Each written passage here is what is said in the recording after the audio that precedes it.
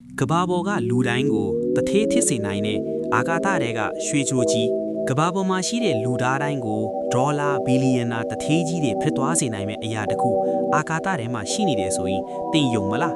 ဟုတ်ပါတယ်ဒါဟာသိပ္ပံစိတ်ကူးရင်ရုပ်ရှင်မဟုတ်ပါဘူးတကယ်ရှိနေတဲ့ Sistine Psyche လို့ခေါ်တဲ့ဂျိုသိမ်ကြီးအကြောင်းပါပဲ1852ခုနှစ်မှာစတင်တွေ့ရှိခဲ့တဲ့ဒီဂျိုသိမ်ကြီးဟာအင်္ဂါဂျိုညက်ဂျာတာပရဲဂျိုဂျားကဂျိုသိမ်ပတ်လံထဲမှာရှိနေတာပါ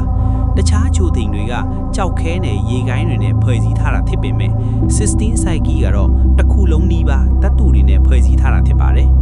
သိပ္ပံပညာရှင်တွေရဲ့ခံမှန်းချက်အရဒီဂျိုသိမ်ကြီးမှာရွှေနီကယ်နဲ့ပလက်တီနမ်တွေအများအပြားပါဝင်နေပါတယ်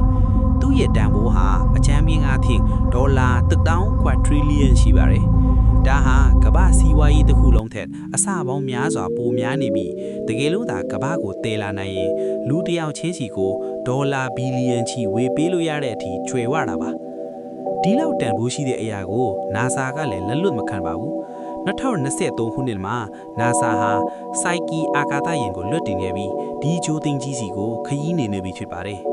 ဒါပေမဲ့သူတို့ရဲ့ရည်ရွယ်ချက်ကရွှေသွေးတဲဖို့ထက်ဒီဂျိုသိမ်ဟာ